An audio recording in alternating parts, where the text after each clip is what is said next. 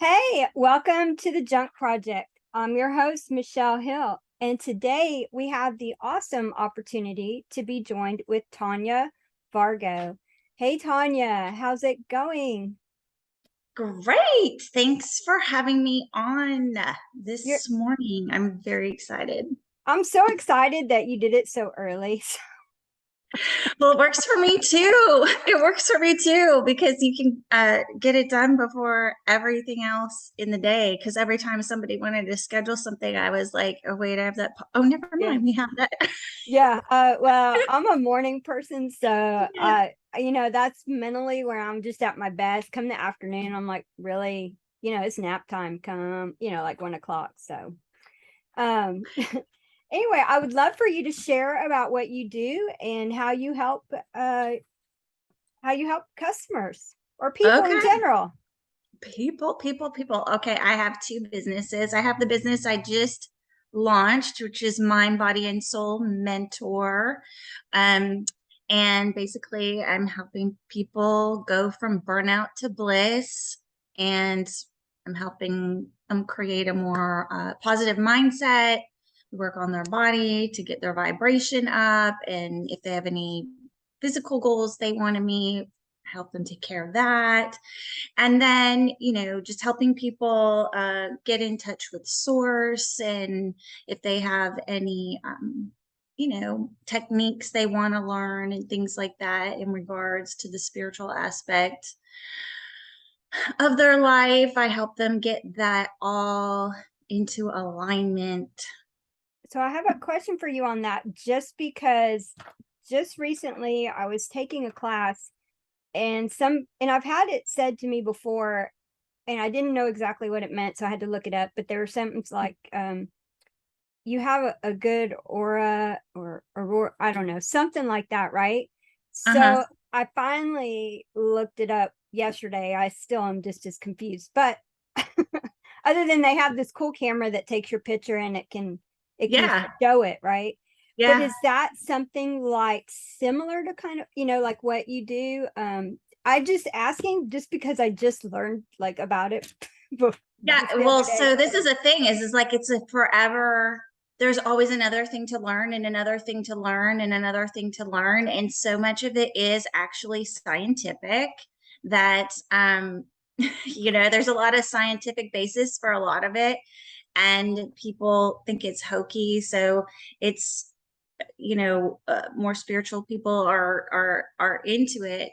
But yeah, your aura, it's who you are and your vibration. And no, I don't, I'm not involved in taking pictures of it. And I don't personally, my gift is not to see people's auras, but there are people that can kind of tell you like what color your aura is, and then they can tell you what needs to be healed, mentally, physically, or spiritually about you. And there can be dark places in your aura on your body that can direct somebody that can see that. Or if you get one of those pictures taken, did you have the picture taken or did someone just tell you? No, it was in whatever I was reading, and it's Oh, not any camera, it's a specific kind of camera. And it sounded, I mean, it didn't show a picture, but it sounded like it was an antiquated camera. So I don't know like what year or if it's specifically made for this, but it sounded interesting. But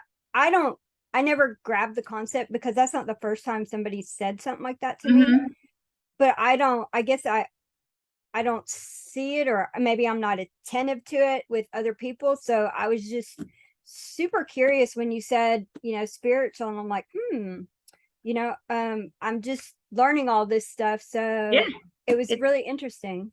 yeah, it's a ever evolving thing. So things can get negative energy can get attached to your energy and your aura. And then, when you have blockages in your body, that part can show up a little darker or not as vibrant as other parts. And it'll just direct people that can read auras, um, to where you need some help healing that area. Mhm.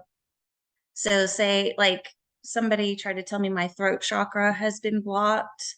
So I'm sure if somebody was able to read my aura or look at my aura, or one of those picture scans was done, it'd probably show up black, or not, maybe not all the way black, but a Right, little bit right, off, right? right. And so it just means like I need to work on my voice, and I need to work on speaking, and I need to work on speaking my truth. And, you know, there are techniques to heal and open up your throat chakra so that you start speaking up for yourself. So that Oh, would be an example. That would okay. be the best example I could give you. And that's what I've been told lately. So So, here we are on this podcast. so you've been told something about yours too. That's interesting. Yeah, get it together, Tanya. Start speaking your truth. Speak up for yourself, you know. Yeah. So here we go. And Awesome. just so like people know, you can even like there are candles that different candles mean different things, the different colors do. And blue candles are for opening up your throat chakra and communication. So you can burn. I did it on accident. Like once someone explained it to me, I went and bought some bluebonnet wax melts. Mm-hmm. And I'll be darned if I burned the bluebonnet wax melts that day. And all of a sudden, I was getting phone calls from people. Like communication just came up Wow. that day. And because my mind was on it, and I didn't intentionally burn blue wax for that reason, but it did happen that day. So, you know, if you want to It's look up, just fascinating. There's yeah, so many things to learn, and I'm like, oh my God, I'm a little overwhelmed because I can't learn quick enough. So it's frustrating for me because right, I want to learn so much and I just can't do it fast. So share with right. us. Well, that's how I feel. Like I'm like, go ahead. Yeah.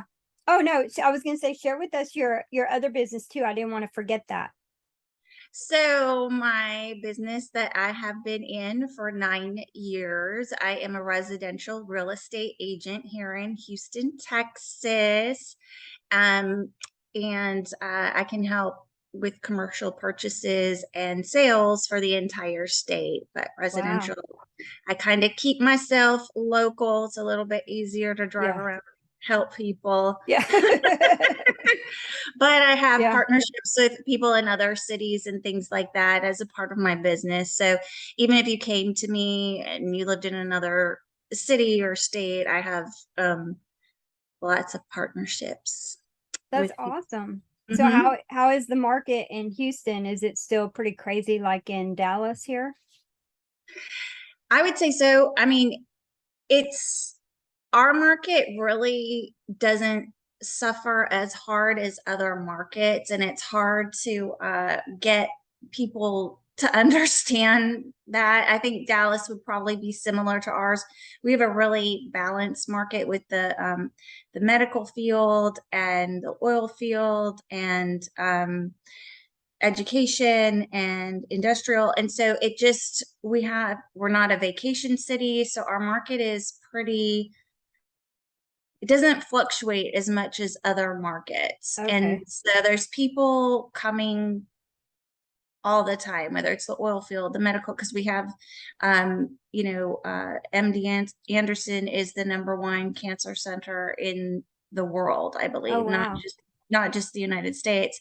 So, we have, it's just always popping here. So people are always coming and going, especially in the specific professions I mentioned.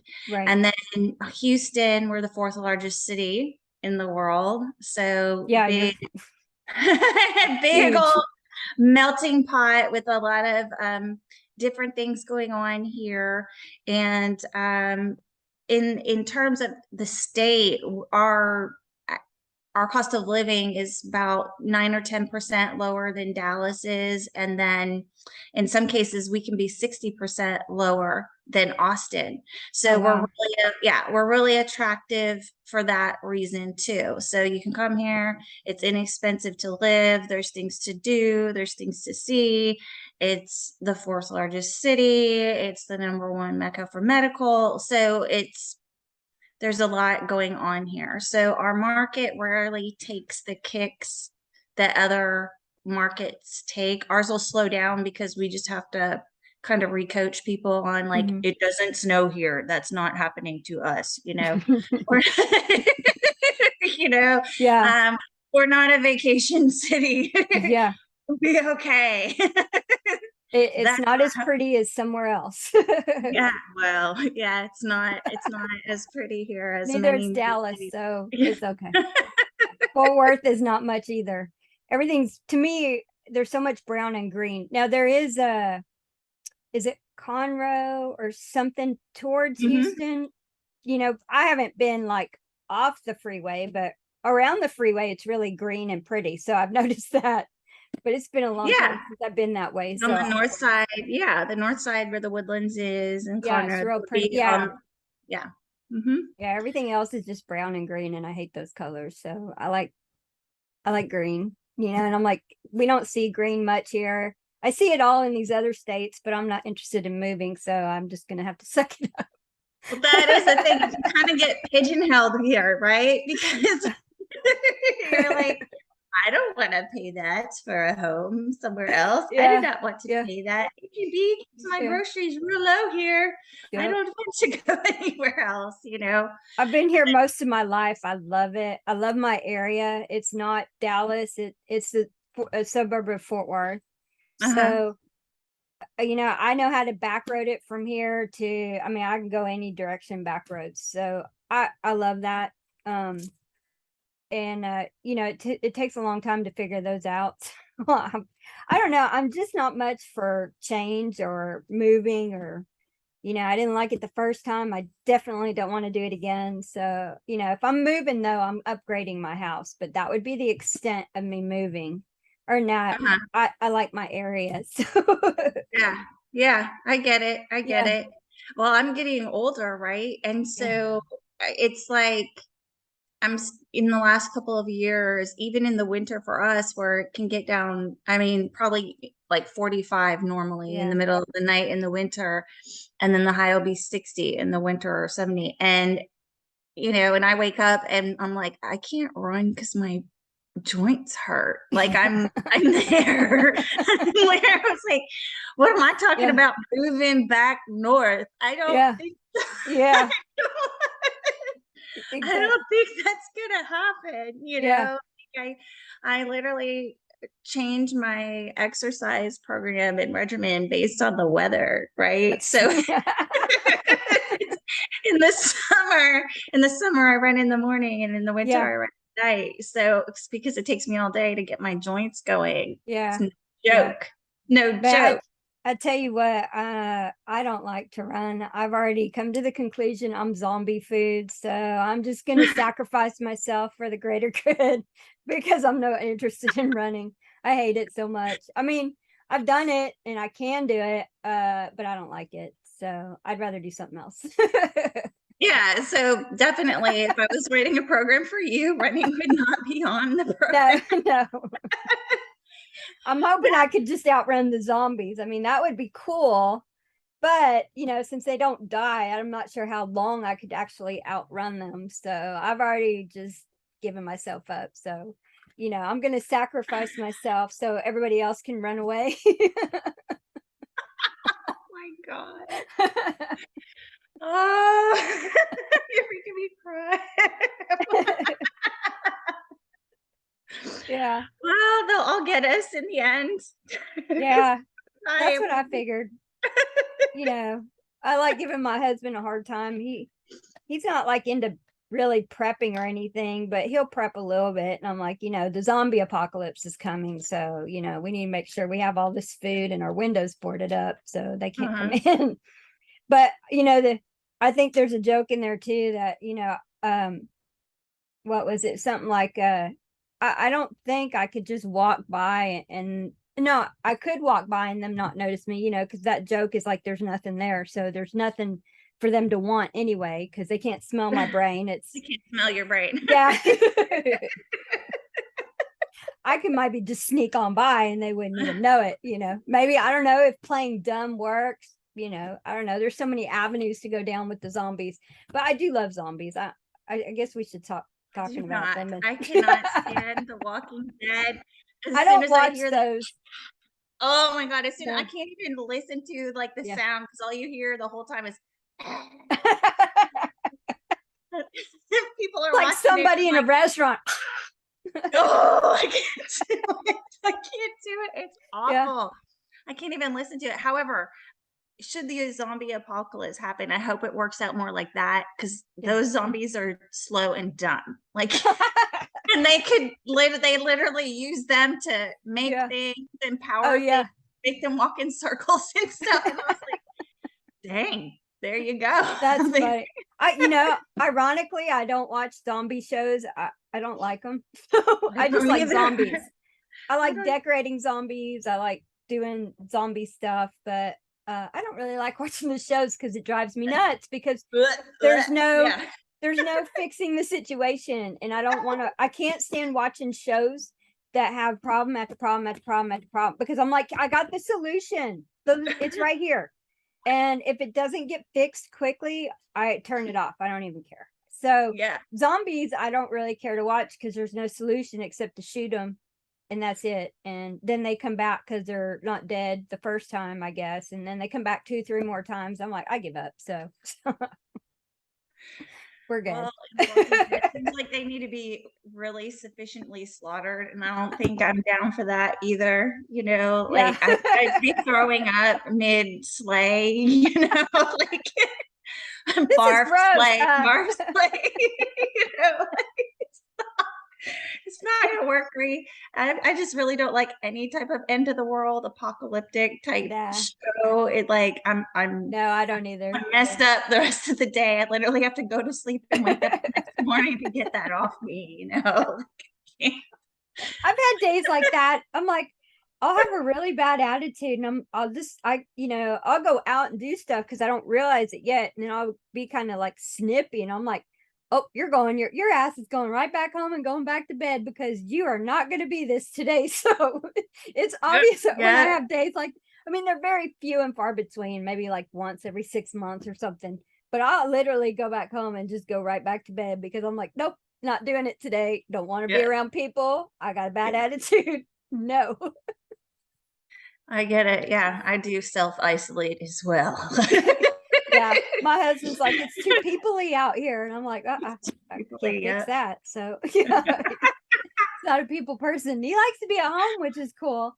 But I've come to the conclusion I like to go do stuff, right? I like these classes I take and I like going to improv shows. So he went once and that was like the end of it. But I already knew he wasn't going to continue because he's like, no, it was good. It was okay. That's his how he is. Well, improv's hard. I mean, the people have to be really good. Otherwise, it's like it is kind of not exciting, right? If their gifts aren't showing up that day. Oh, yeah.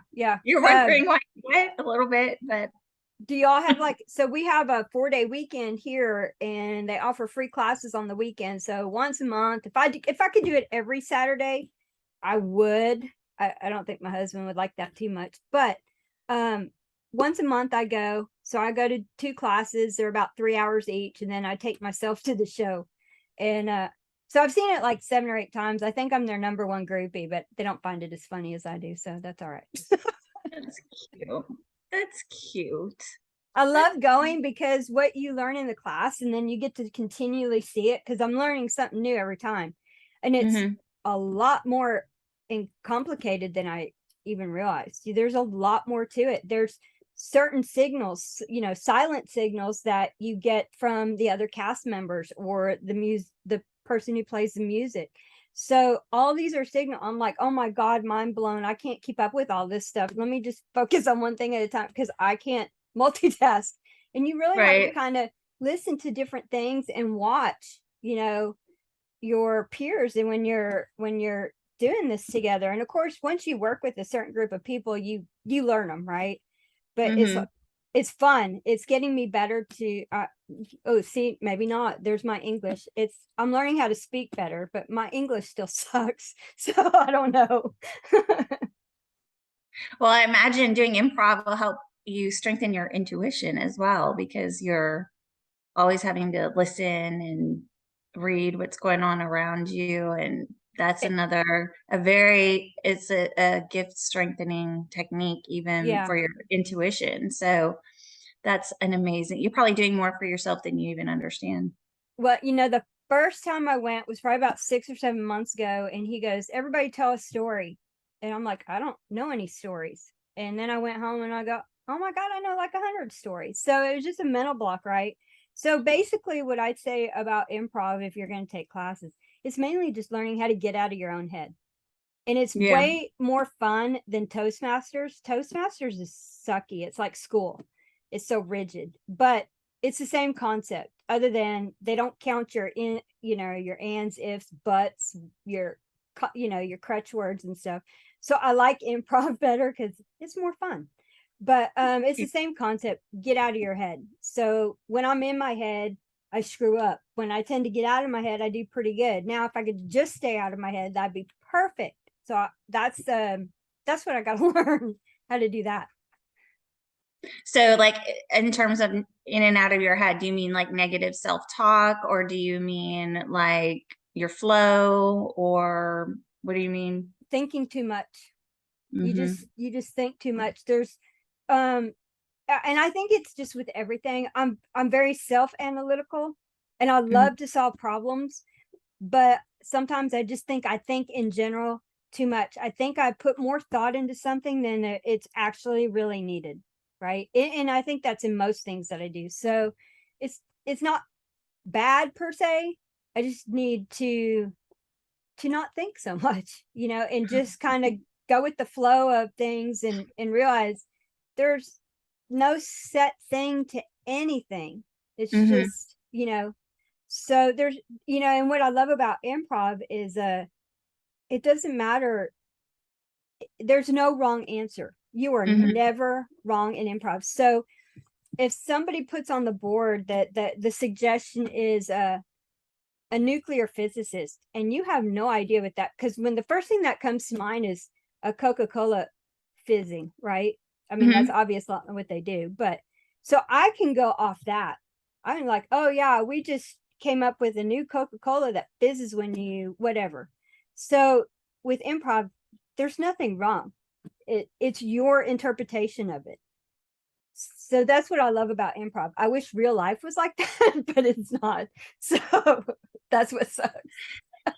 Yes, there's, like you said, it's people-y out there. It is people. It's people-y out there, right? It is. It is. But it sounds like improv is kind of teaching you mentally, emotionally, and spiritually about things that a lot of people need to do, which Mhm. is let go, just Exactly. letting go.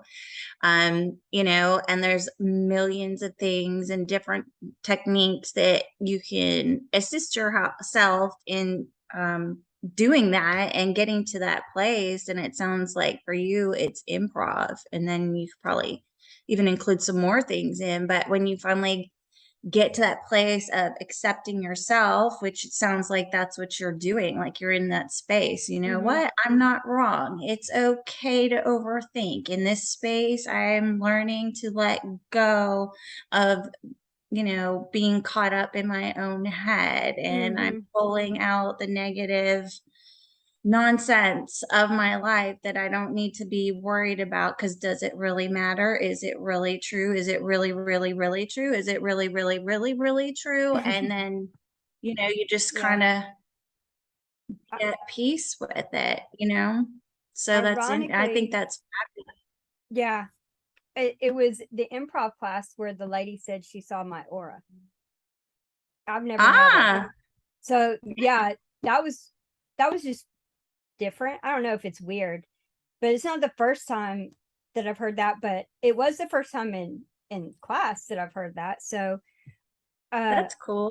it was it It was really cool. I mean, like, again, I've never seen her. I've never met her, and I haven't seen her since either. So it's been interesting. How people So just what see did she that. tell you? What was her message to you with it? Did she tell you what color?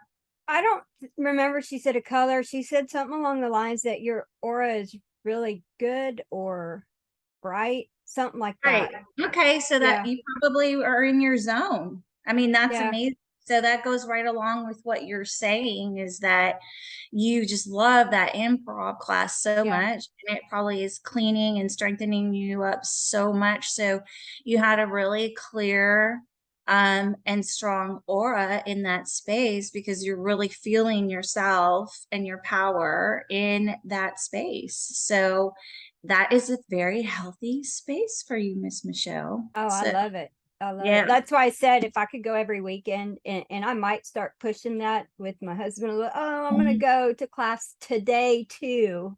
I mean, it they have it different days, but Saturday, my rule is if I'm gonna go all day. So they have two classes Saturday, and then the show is an hour after the last class.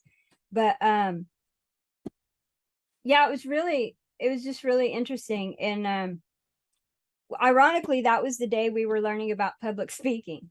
So what the questions were quite different than in a normal class. And like one of the questions was, you had to close your eyes and think of a person who's just really, really been there for you and supported you. I mean, just that one person who's just always been there, helped you out when you were struggling and things like that. And then you had to share about that story. And so it was kind of emotional for a lot of us, but it was Hmm. really interesting. But it was learning how to just speak more, better, Hmm. whatever. One of the two, both. Being vulnerable. Yeah. Yeah. Like I can see how that could heal you. I could see how that'd be aura healing as Hmm. well. Like just doing the class could heal aspects of yourself because it's getting you to be authentic and vulnerable, and doing that brings you in alignment with yourself mentally, emotionally, and spiritually, Yeah. and you can even heal just doing that. It'll heal parts of your physical body too, when you're Yeah. releasing that baggage and that stress that we carry around. So yeah, I Yeah. can see how this is so healthy for you. I can see why you love it so much. It's probably doing so much you just think you're having Probably. fun, but Yeah. it's probably, it's probably healing you in so many, many, many ways, mentally, Yeah. emotionally, spiritually, and physically even. So good for you. Good Yeah. on you. Are you working on wanting to do more public speaking yourself? Yeah, I'd be very open. Definitely, I've gone through some nonsense in my life, and it just seems like it's perpetual. Yeah. And I shouldn't even put that out there and, delete that, from all futures. But um, it's, I've gone through quite a few things, and I'd be very open to helping empower women. And these techniques are things that I've used to get myself through my dad dying, my Aw. daughter, getting sick and getting having chemo. And while we were going through that, Olivia getting chemotherapy, my ex-husband chose to file for custody of all my children because in Texas, to lower your child support, you have to have a reason. And so he used her illness as that reason and Wow. said that her illness was caused by me due to neglect. And it doesn't have Wow. to be true. It doesn't have to be true. You just, have to have a reason. So that was his reason. And my parents, my mom and my stepdad, helped him because while I was taking care of Olivia, um, I wasn't working. and I was living with them and taking care of the kids and things like that. And, you know, they kind of wanted to move on with their lives. So they just testified that I wasn't working, that Richard made so much, or my, cut that, don't say his name if you can, that my ex-husband was making much more money, and that the kids should just go with him, and that Wow. I had a bad temper. And so I was fortunate I had a really great judge that kind of saw through what Wow. was going on. Like she was really it was amazing. So he didn't end up getting custody of our kids, and it ended up just being a lot of us spending a lot of money for no reason. But in addition, you know, it seems as though he's gearing up to do it again. How old So are your kids? um so my oldest is 25, and Olivia, that was having chemo, she just turned 18, and then my triplets just turned 15. Oh, wow. So we literally just have these 4 years of high school, and he's just not, you know, he lost, and now he's not going to be at rest. So Mm. the rest of us aren't going to be at peace. And, you know, it's it's the zone I'm in right now. Yeah. And so had I not known how to, because I was literally living with my parents when they were doing this. Like, I am living, taking care of my daughter, going back and forth to the hospital, living with her, because he filed when we were in lockdown. They didn't know what Olivia had, because the panels that we had during the summer while she was sick kept coming back negative. So my ex-husband did take her one time while he was on vacation, and then another time because I was moving at that Mm-hmm. time. Um, and he took her another time prior. All the panels for COVID, mono, everything that they do came back negative. And Wow. so we ended up on the unit at Methodist Hospital downtown here in Houston, and she was in acute liver failure. And Wow. they were asking all the questions like, was she sick? Da, da, da. And I'm like, yeah, she's sick, but these tests came back negative because they wanted to know what she had. And so they said at that time that they felt like she had something called HLH, and I don't know how to pronounce the whole thing, but it's an autoimmune disease, and it's a precancer, and the only treatment for it is chemotherapy.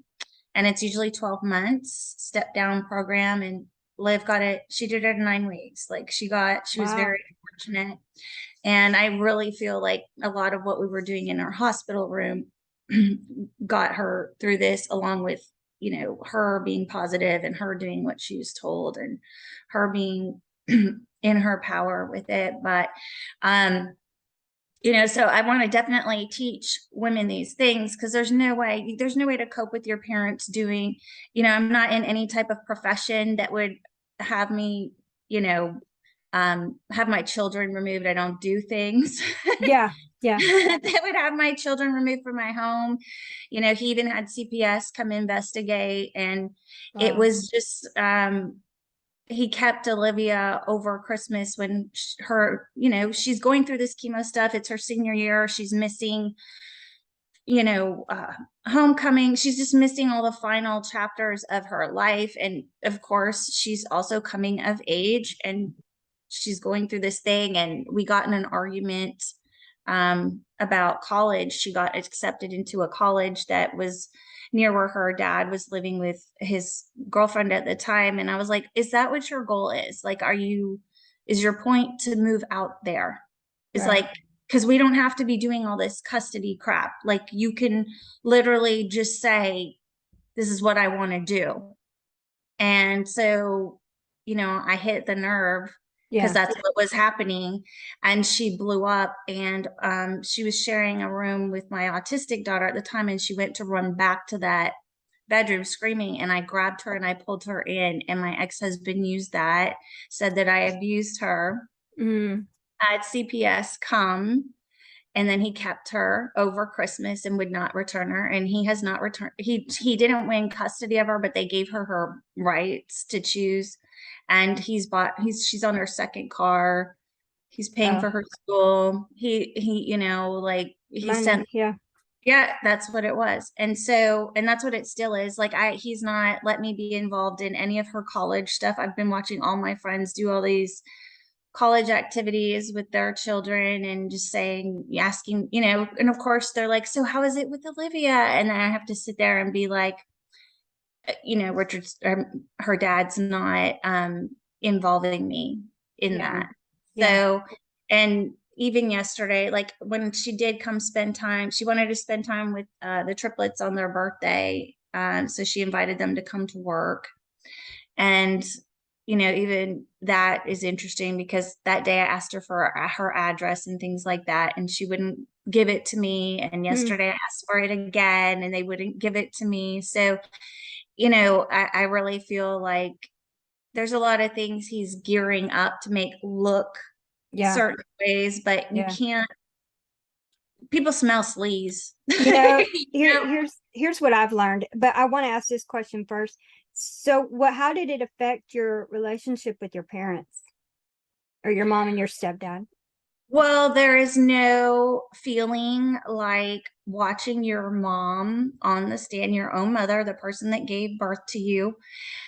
One of the questions she was asked was, do you think we were in temporary hearings? So it was just for temporary orders. It wasn't for the final orders. Um, they asked her, like, do you think this is permanent? Do you think we're here for a permanent basis today, or do you think we're here on temporary? And she got this confused look, and she was like, temporary. And then, they wait for you to give your real answer. And she put her finger up in the air and like kind of bounced up and down in her seat and was like, permanent, permanent, it's permanent. And I was Mm, like, that's it. I will never unsee this mm-hmm. for the rest of, like, I will never unsee this. I will never unknow this. You are giddy on a courtroom stand about me losing all of my children. And I have been taking care of one that's almost dying, almost died. I'm not, I don't do drugs. I wasn't drinking. I hadn't dated anybody in years. That time I was only doing real estate and I had just lost all my money in commercial and I was transitioning back into residential. And there was just such a serious lack of empathy. So their testimony was that, I wasn't working, I couldn't take care of my kids, blah, blah, blah. And then they sold their house with a family friend. Mm, And then they bought another home in Galveston. And I don't know who they used to do that. So there has been an argument since. I'm like, you literally testified on the stand that I couldn't afford afford to yeah. take care of my children. And then you bought two separate, bought and sold two homes. And so, I was like, you don't tell me that you care about your grandchildren. You were sending them off to the highest bidder because you didn't want them living in your home. You Here's wanted my to move. question. Yeah. When and I think people sometimes tend to forget this. I'm betting you $50 when your parents get to where they cannot maybe take as good care of themselves as they can right now. I wonder if he'll be there to do it because I'm pretty sure he's Well, not. and that was my thing. Yeah, well, that was my thing is like I can't remember what the question was. And I wasn't negative or evil, but in my mind, I was like, why don't you go ask Richard? Hmm. Oh, I can't delete that. But why don't you go ask their dad? Yeah. Because that was Yeah. the relationship you chose. Hmm. That was the relationship you chose to strengthen. That was the relationship you chose to align yourself with. And, I just, what do you say to that? Like it literally defies laws of nature. Yeah. And, it has, because my ex-husband had them on his side, it just emboldened him so much. I'm living in a home where thank God I wasn't dating anybody. Thank God I wasn't Yeah. doing anything because anything I did got reported Yeah. right back.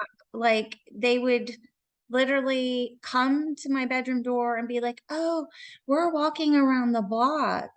But really, they'd be on a phone call Mm, talking to his attorney. yeah. telling them everything that I was doing, you Well, know. here's something that I learned and I want to share with you because this has worked every single time. So I've had several jobs throughout my lifetime. I'm literally a job hopper, except with the business I got now.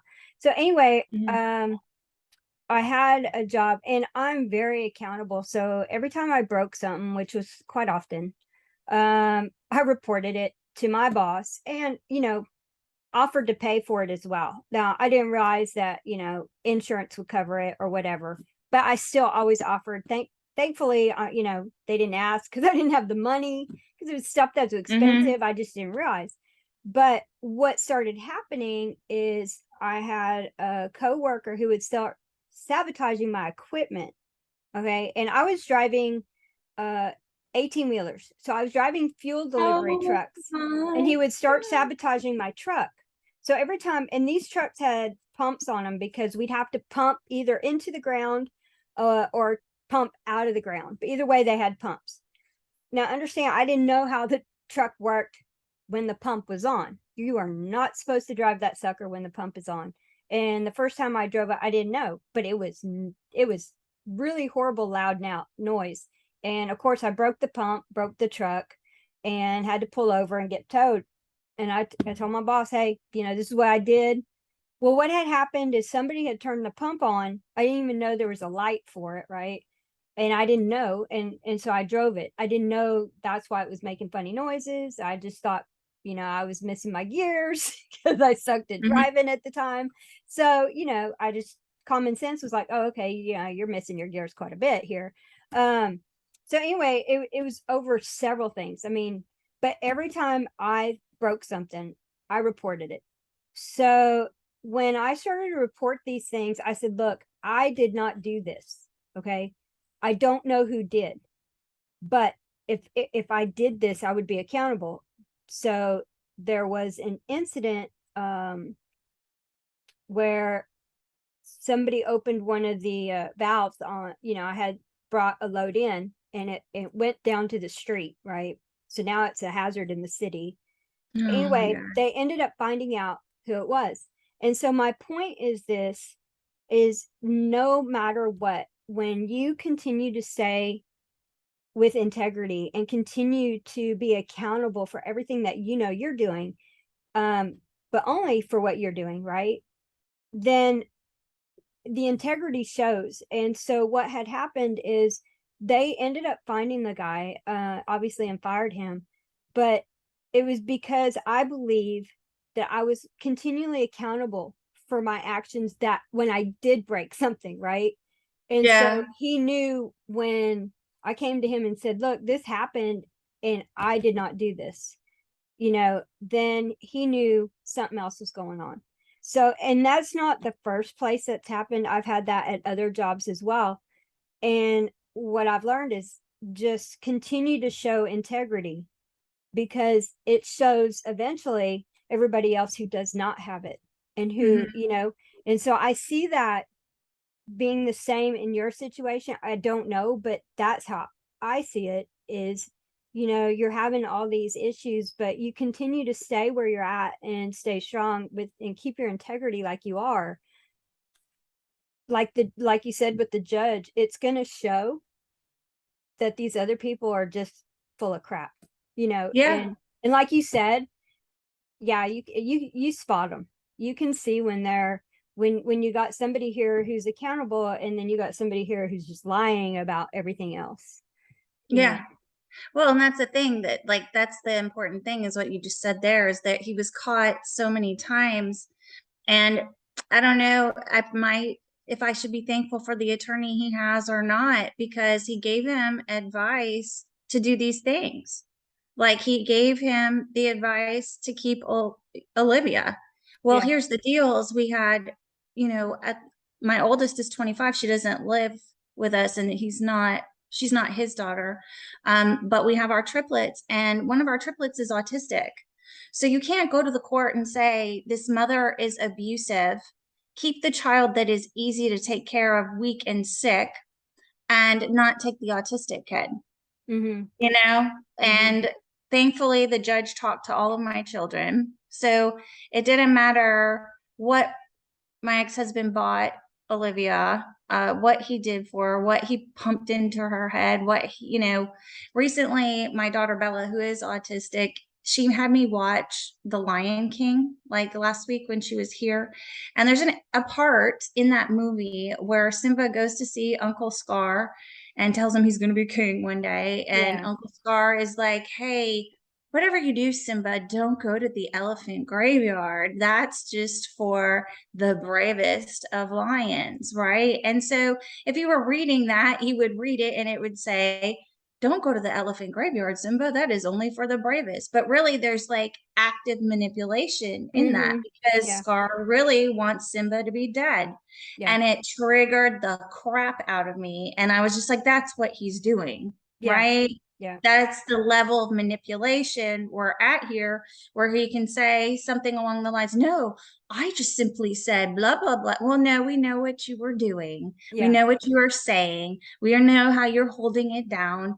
And that's what it is. That I almost couldn't watch the rest of the movie, Yeah. honestly. Yeah. But, it's still just that level of manipulation is actively going on. And so, I was just fortunate people could see through it. I was really fortunate because I was not in a good place right then. Yeah. Well, And and I'm sure there's many, many, many women who are going through the same thing. And I I just don't understand people like that. It's a it's beyond me. I just don't understand people not being nice to each other and having common courtesy and respect. So anything outside that realm, which is like most things, it just dumbfounds me. But I definitely see where you could help a lot of people who are struggling with the same thing. And, maybe even guys too, where the roles are reversed, right? I mean, there's some crazy ladies out there as well. well, But apparently so. And so I've been single for like I've been divorced for 7 years. And right after that, I was in a relationship from someone from high school. And then right after that, I was another person. And my friends are like, you need a break. And so I did. yeah, I took that break, right? And it was just very fortunate that I did, because I could be able to kind of see what's going on in the world. And it is true. Like I have done reels on Facebook and some yeah, posts, and there are men reaching out to me. And I even sat and had a one-on-one just the other day of things they're going through, and even just talking to people, networking and being in our groups. I didn't know women were mean. Like most of my yeah, friends are like me, yeah, so, yeah, have been in committed relationships almost their entire life, or married almost their entire life. So some of what is on out there with men, I had no idea. yeah. Women are, and it's funny. I've worked in a male dominated industry for over 20 years. Hmm. And I used to say I would rather work with men. Yeah. Uh, Yeah. I would rather work with neither. They're both as bad. Yeah. They're Yeah. both gossipy. I mean, it's not even the gender anymore. It's just the person. It's people. It's the Yeah. person themselves. And so I really don't like to throw everybody in the bucket and say, "Oh, I'm going to treat you all the same," because I just don't do that. But there's a lot of good, bad, and indifferent on both sides. So I don't even think it's the gender anymore, which I used to think. I think it's the person, and Yeah. I've heard some horror stories that guys have had to deal with their kids, and I'm like, again, I just don't understand how you can have a kid with someone and then be so mean to the spouse, so Well, that's the thing, is like I don't even recognize him anymore. Like I'm so detached from him as like almost to the point where I don't even see him as a human being anymore. And that's really unfortunate, because when somebody does, I have held up these kids my entire life, like yeah, from birth. They're his children. He got to do a lot of career things because I stayed home and didn't work. My job, because I can work from home, let him never have to be bothered with anything they did. And he's never he even during that time when we were divorced, he didn't get his kids and follow the agreement. Per the agreement, he got them when it was convenient for him. And even still then, I worked around his schedule to do that. And there's been no gratitude for that. There has been no appreciation for that. There has been, he doesn't even conceptual, like, that he has had things and he has children and he has gotten to do what he has wanted to do, because there's a lot of sacrifices I made. You know, I went into the field I went into so that I could raise our children. And that was what I did. And until he filed for custody of them, he's never seriously been as proactive as he is now. Is it good that he's proactive now? Sure, they're benefiting from it. As an adult, I know there's ulterior motives to it, but my kids are happy, you know, and so it's just me that's unhappy. Yeah. Yeah. Well, It's you have just to me fix that's that. getting tortured, Yeah. you know. So yeah, so I don't know, like I thought very much so in March when we were all finished up, he would settle down, you know, that it came out how it came out. And that's not what's happening. It just he lost. He took it as a loss. It was a blow to his ego. So now he's gearing up again. And so they were even gearing up to do it again while we were doing the last. So they lost in March. It didn't come out the way they wanted. So within a month, he moved to the other side of my neighborhood. So now instead of him living 20 minutes away or an hour away with the woman he was seeing, he lives on the other side of my neighborhood. And during the time of the case, while I was at my mom's, my lug nuts got loosened on my car one time. And so the first time they're like, oh, well, that your mom kind of lives in a crazy neighborhood. So, you know, that could have been anybody. And I was like, car parked kind of close to the house and the dogs bark and come on. And they're like, you need cameras. So I was going to say, if you don't have cameras, get some cameras. Get some cameras. So I moved to this house that I'm living in right now. And I think within 2 weeks, the lug nuts were removed, or not removed, loosened on my car again. And so this time I knew what the noise was. So I knew to take it in right away. But at that time, the only people, because I just watched my parents testify, I don't trust them. I know everything that's happening now. They don't have my address. So the only people that have my address are the people I had to give it to. So that's the state and the court, our attorneys, and my ex-husband and our children. So that really narrowed down the possibilities of who it could be. And I'm just going to assume it wasn't anybody that works for the state or our attorneys. And then it narrows it down to either my ex-husband or one of my children. So, you know, so it just got really narrowed down. And so with that happening, and then him moving to the other side, it's all about losing, and it's all about money, and it's all about punishment. And, you know, he just wants to take it for whatever reason. Like, you know, quite frankly, we were all living in peace until Olivia got sick. And I think he just saw it as an opportunity to lower his child support. He saw it as an opportunity to finally hurt me after him having to pay. You know, his mother and that woman at the time were in the background constantly, but we were like, I didn't bother them. I didn't care too much about what was going on in his life. I didn't ask for updates or anything. If something came up with the kids, I would ask, you know, but other than that, like I was wrapped up in my own stuff, and I'm pretty known for being really busy. I believe in karma. So, you know, maybe not this life, but whatever I do, I definitely believe in karma. And I've seen it many a times, you know, just as simple as somebody cutting me off and then somebody cuts them off. I'm like, haha. Yeah. So, it does happen. It does. And so I don't know, I'm a definite big believer in it. And well, there's all kinds of spiritual laws, universal laws. Yeah. It Yeah. does affect. It's It all does. energy. And I don't know if people realize that it's karma. Maybe they never realize it, but um, you know, some people choose to just live miserable lives. That is not me.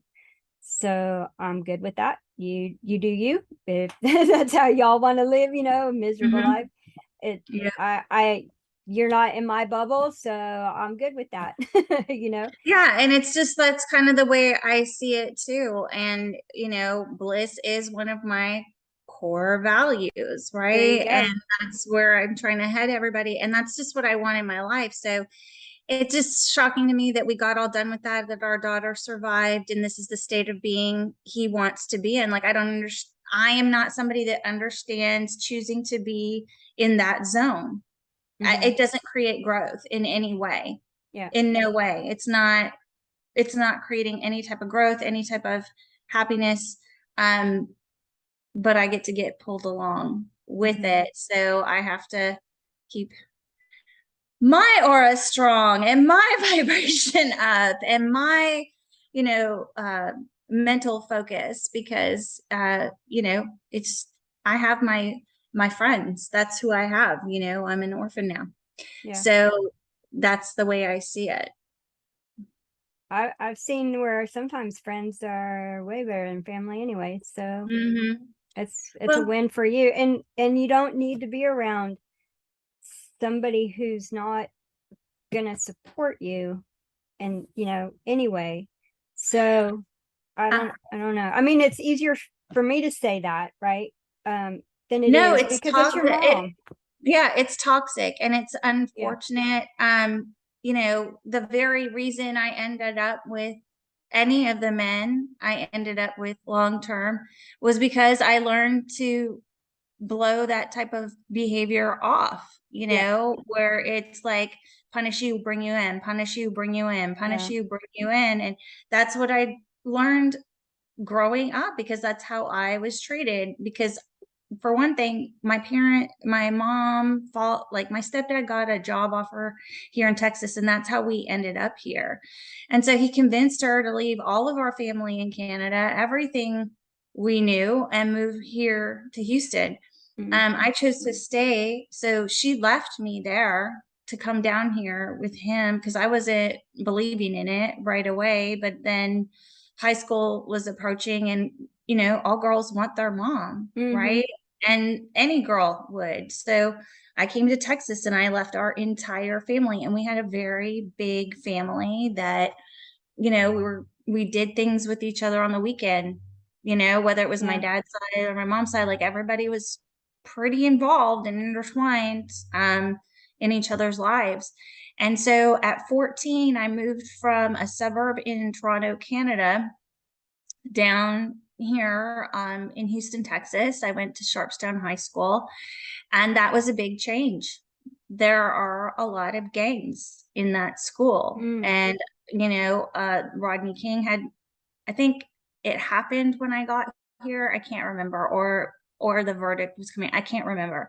And then we had the whole East Coast, West Coast thing going on at the school during that time period. And so I went from being, in some really chill, calm suburbs to Mm-hmm. be in a school where you get locked in first period, every few months so that the Mm-hmm. drug dogs can do a sweep of the school.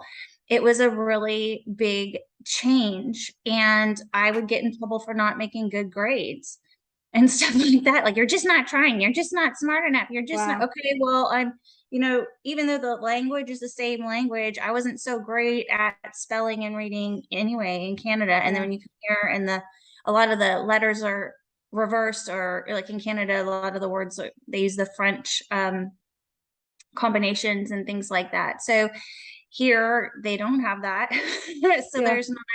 there's not a U in color, right? And so I would get in trouble just writing papers and stuff. And so it's just like those kinds of things were not, like, they were not computing that they made all these decisions, and they made the decisions to move here and things like that, and that it would affect us in any type of way. And that's still their mentality. Like, nothing they do should affect me. Nothing they Mm-hmm. say should affect me. They're just going to do what they do. And then I'm just going to accept them back as a family member, regardless of what Right. they do, Right. regardless of what toxic thing they have done. And so, that just was learned. And that's why I ended up who I was with. And it's been toxicity my entire life. Yeah. And unfortunately, my mom, listen, I've been digmatized many times in my life. Yeah. And I got over it like the 3 times or whatever it happened. And she just hasn't, and he has some very serious mental and emotional control over her, that he could make her leave her daughter in another country, that he could even leave his own son in Yeah. another country to come move down here Yeah. for a job opportunity that wasn't like great. Like the company didn't pay to move them here and all these things. He just did it because he wanted to live here. Mm-hmm. I get it to a degree, but not to the point where you leave your children in another country and you come down. And so, in even just that is alarming, but to get her to a place, because they meddled in with my first daughter too, my oldest, Rebecca, and it was the same thing, but I was much younger. And my mom was like, you don't make enough money. You need to sign your rights over. Right. Right. You need to sign your rights over to her father. And I was fortunate at that time. A lady I was working with, she was like, absolutely not, Yeah. because your own mother, I'm like, well, I was like 22 or 23 years old at the time. And she's like, you don't make enough money. You're a Yeah. single mom. You need to sign your rights over. They can take so much better care of her. And I got off the phone, and the woman's name is Vicky. And she was like, I cannot believe your mother just said that to you. And Vicky was probably my mom's age, I would say. And Mm-hmm. she was like, Tanya, you Hmm. cannot give up your daughter. Absolutely not. And so I was lucky she was right there. I was lucky she was there for the phone call. And I was lucky that I had yet another person in my life, just kind of like, this is not okay. Yeah. This is Yeah. toxic. You're not in a profession where you're going to lose your children, but that's your mother, and it's crippling for Yeah. them to go that far. And so it's not the first time they've done that. So you were asking about my relationship way earlier. There's not going to be Yeah. one. So I have 3 left, and they're not going to meddle in the last 3. I'm Yeah. sorry, we're Yeah. not doing this to the last 3, because these kids look up to their grandparents, and they're assuming everything their grandparents are saying is true, Right. because Right. So how can people get a hold of you to how can they reach out to you if they need your help? I'm on all social media as Tanja Vargo. So if you're on social media, just feel free to give me a DM. My website is www.mindbodyandsoulmentor.com. There's a form you can fill out on that page, and I will get that information as well. I have a Also spell your name since it's unique so they Oh, I am find so you. yeah, so my name is spelled the Estonian way, which is my mother's background. So it's Tanja, Tanja, and then Vargo, V as in Victor, Argo. Awesome. And that's how Awesome. I am on every outlet, Okay, well, Well, on that's Facebook, I have my awesome. middle Okay. That's cool. name. That's so cool. So I appreciate it so much. It's been inspiring. And I so hope people reach out to you so they can get, your help, and so they can see, yeah, you can come out of this, everything works itself out. I came out. I definitely came out, and I came out. Sometimes I feel like 10 times stronger, Yeah. like crawling out of the sewer and ending up, with 2 gold watches type Yeah. things. Yeah. I feel like that too. So I get it completely. I definitely get that. And it's so possible. There's so much more that we're capable of, and that dealing with those kind of situations is one of them. And unfortunately, at the time that we're all going through our own kind of stuff like that, feels like you're never going to come out, or it feels like it's just never Oh ending. no, yeah, But it's like the stock market. Life is exactly like the stock market. It's up and down. It's got its goods and bads, and it's going to come back.